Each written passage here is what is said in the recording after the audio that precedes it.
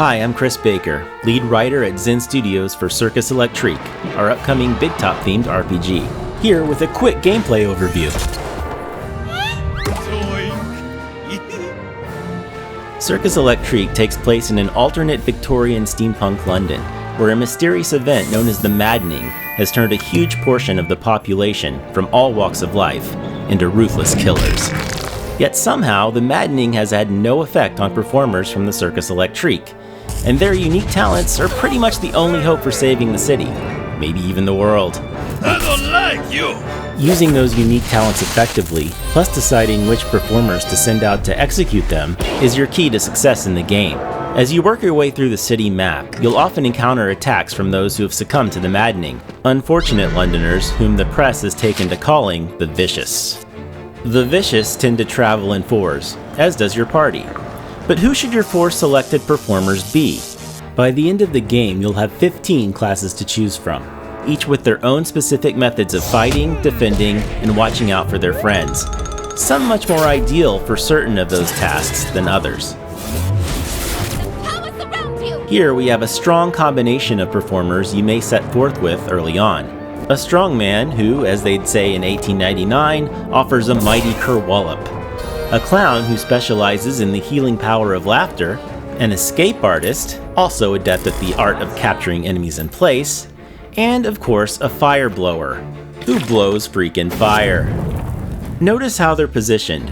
Positioning is a core strategic consideration in Circus Electrique, and we'll let Balthazar the strongman here show you why that is. As you can see from the dots right here, Balthazar quite likes it here in the first position, and all but 2 of his skills can be used here. He can only use his Spine Breaker attack here in the first position, or in position 2. And if he lands it, which is not a sure thing, mind you, it'll mean some crippling damage to one opponent. But what if it makes more sense for him to be able to put the hurt on multiple enemies in one move, if for substantially less damage? His Boomerang skill can do that, but he'll need to move back to position 3 or 4 to use it. It may cost you a couple turns to move Balthazar to position 3 from the front, but maybe it's worth it. Or maybe it's not. Such moments of strategy are entirely up to you as the player. You're very flammable! Certain character types have skills that can rapidly affect positioning, both within your party and against the Vicious. Positioning is part of your enemy's effectiveness too, after all. Another thing to consider is the devotion level of a performer, which more or less equates to the character's morale. If they're feeling devoted, their attacks will land more often and strike harder. Nice and heavy! See that electrical effect?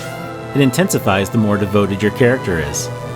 If they're grumpy though, you'll need to cheer them up through other actions, such as using specific devotion-related skills or devotion-enhancing items, like that brand new tasty beverage known as cola.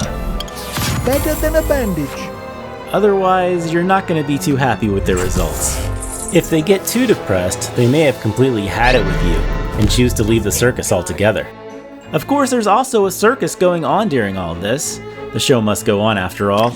And planning a performance is also very important to earning the resources you'll need to figure out how the Maddening started and how to stop it. Thank you for joining me today. Be on the lookout for Circus Electrique when it hits PC and all your favorite consoles later this year.